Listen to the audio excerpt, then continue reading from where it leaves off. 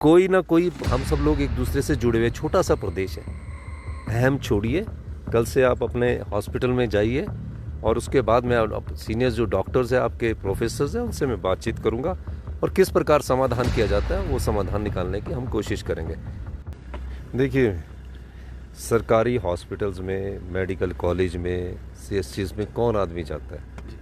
जो आम परिवार का आदमी होगा, गरीब आदमी होगा, या निश्चित रूप से किसान होगा, बागवान होगा, वो जाते हैं। और हॉस्पिटल में जब वो जाते हैं तो एक आशा होती है कि हम हॉस्पिटल जा रहे हैं और उस हॉस्पिटल में जाकर हम ठीक होकर आएंगे।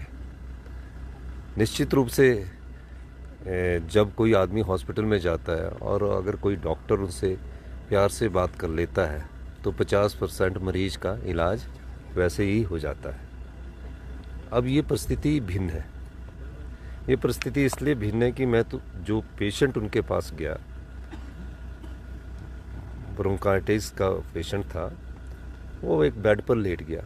और कई बार ऐसा होता है कि पेशेंट के पास खड़े होने की, बैठने की हिम्मत तक नहीं होती, वो किसी खाली बेड में जाके लेट गया।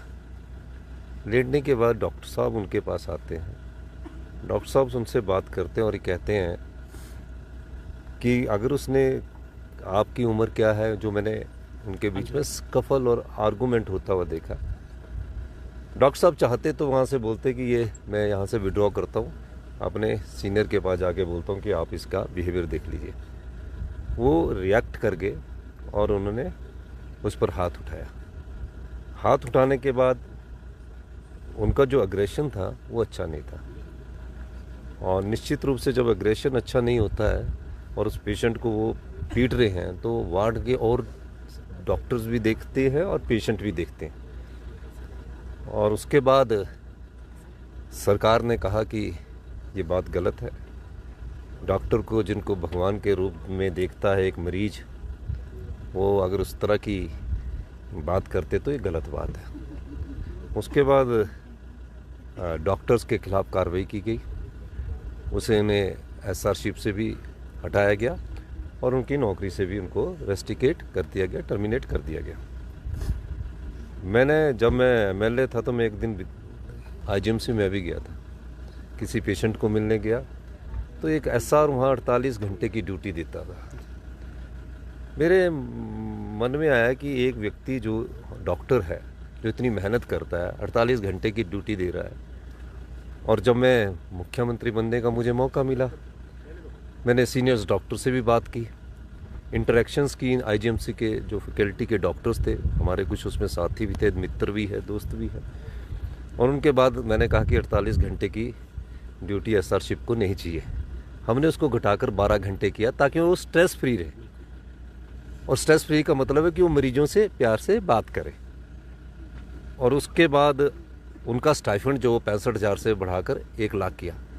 ऐसा डॉक्टर नहीं आए मेरे पास ये मांग करने की हमको 48 घंटे से 12 घंटे कर दीजिए। स्टाइफंड बढ़ाने भी नहीं आए। सीनियर्स थे। इंटरेक्शन के दौरान मैंने पाया कि डॉक्टर को स्ट्रेस फ्री होना चाहिए और इस ढंग से हमने नियुक्तियाँ भी उसमें करनी शुरू की और हमने 12 घंटे की ड्यूटी भी दी। उसके बाद भी वो डॉक्टर इस प्रकार का बिहेव करता है, जो बड़ी चिंताजनक बात है। यहाँ ही बात ख़त्म नहीं हुई।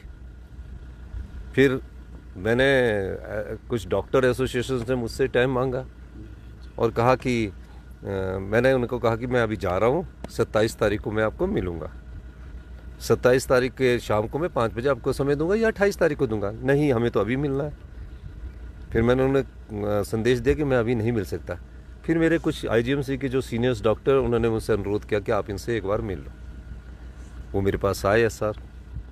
मैंने उनको बोला कि जो क्लिपिंग आपने दी है और जो आपने लिख के दिया, मैं उसको री इंक्वायर करवाऊँगा। जब मैंने उनको री इंक्वायर की बात कह दी तो उसके बाद स्ट्राइक पर जाने का क्या औचित्य था? उसके बाद स्ट्राइक का जाने का औचित्य नहीं था। अब मुख्यमंत्री जी आपसे कह रहे हैं, मैं चाहता तो मैं बोलता कि आप हेल्थ मिनिस्टर से जाके मिलिए, मैं चाहता तो सेक्रेटरी हेल्थ से भी जाके मिलिए। मैंने क्यों कहा? मैंने बोला ये डॉक्टर भी मेरे परिवार के सदस्य हैं, मैं इनसे मिल लेता हूँ, उनको समझाता हूँ।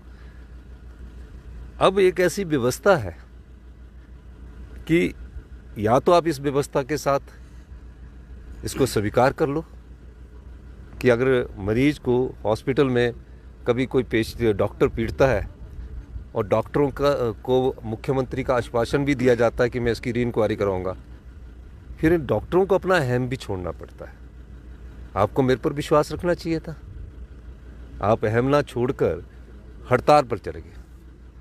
और हड़ताल पर जाने का औचित्य क्या है?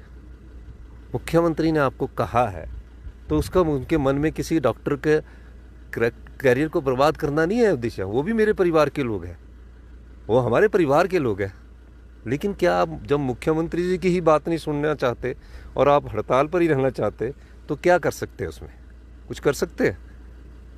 और पूरे प्रदेश में मैं उन डॉक्टरों का धन्यवाद करना चाहता हूं कि टांडा के एक डॉक्टर एसोसिएशन, उन्होंने बहुत अच्छा कहा कि हमारे डॉक्टर ने गलती की है।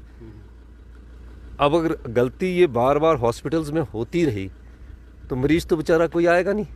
पैसे वाले मरीज़ तो बड़े बड़े हॉस्पिटलों में चले जाते हैं, जिनके पास पैसा होता है वो तो बड़े हॉस्पिटलों में चलते हैं। आम आदमी आता ना, तो थोड़ा डॉक्टरों को समझना चाहिए। और निश्चित रूप से उन्हें अपना अहम, यंग है, पढ़ रहे हैं, उनको उसको त्यागना पड़ेगा। और मैं एक कह देना चाहता हूँ, हमारे लिए डॉक्टर हमारे परिवार के सदस्य है और जो मरीज़ है वो भी हमारे परिवार के सदस्य है। अगर वो चाहते हैं कि आगे कुछ बातचीत हो तो कल वो सारे डॉक्टरों से मेरा अनुरोध रहेगा। मैं आपका परिवार के मुखिया होने के नाते ये बोलना चाहता हूँ कि आप कल से अपनी स्ट्राइक कॉल ऑफ करें और ज्वाइन करें। और मैं ये भी कहना चाहता हूँ कि मैं आईजीएमसी के सीनियर डॉक्टर्स को बुलाऊंगा, उनसे चर्चा करूंगा और जिस इंक्वायरी पर उनको सस्पेंशन हुआ, 2 प्रकार से उनका, एक एसआरशिप से उनका निकाला गया और एक उनको नौकरी से निकाला गया। सरकार की कई प्रकार से रिव्यू होती है, इसमें कोई ऐसा नहीं होता। एक बार महसूस करता है, डॉक्टर भी महसूस करता है, सज़ा मिलती है, दुख होता है, उसके बाद आगे बढ़ा जाता है। ये नहीं है कि किसी चीज़ में रिजिड ही रहना होता है। तो इस दृष्टिकोण से उन्हें पहले स्ट्राइक कॉल ऑफ करें। और मैं और डॉक्टरों से भी कहना चाहता हूँ कि आप अपने ध्यान दीजिए, आपकी प्रोटेक्शन का दायित्व भी मेरा है। जो लोग उन्हें थ्रेट करते हैं डॉक्टर्स को, जो लोग उन्हें डराते हैं, उनको सुरक्षा देना मेरा दायित्व बनता है। वो भी मेरे परिवार के सदस्य हैं। तो इसलिए मेरा ये अनुरोध रहेगा कि आप घबराइए मत। डॉक्टरों के साथ सरकार किसी एक व्यक्ति के साथ नहीं होती है। सरकार हिमाचल प्रदेश की 75 लाख जनता के साथ है। पर जब गलत होता है तो सरकार का ये दायित्व बनता है कि गलत को गलत नहीं कहना चाहिए। आज वो गलती के लिए स्ट्राइक कर रहे हैं। वो पेशेंट उस डॉक्टर का भाई होता तो क्या डॉक्टर स्ट्राइक करते? कोई ना कोई, हम सब लोग एक दूसरे से जुड़े हुए, छोटा सा प्रदेश है। अहम छोड़िए, कल से आप अपने हॉस्पिटल में जाइए और उसके बाद मैं सीनियर जो डॉक्टर्स हैं, आपके प्रोफेसर्स हैं, उनसे मैं बातचीत करूंगा और किस प्रकार समाधान किया जाता है वो समाधान निकालने की हम कोशिश करेंगे।